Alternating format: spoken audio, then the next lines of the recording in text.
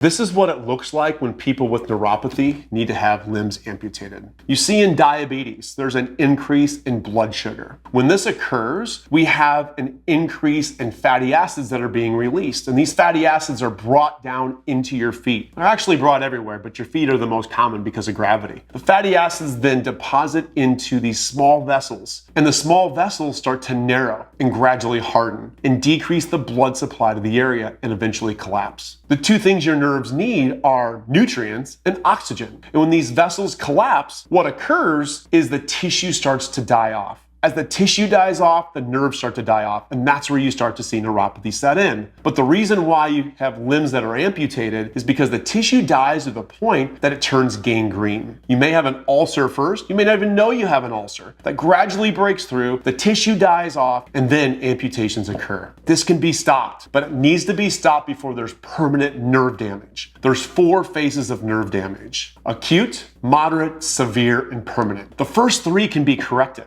We see it every day in our practice. But if you get to the 4th, unfortunately, it usually leads to what you see below. Our job is to help you get your feet back on the ground.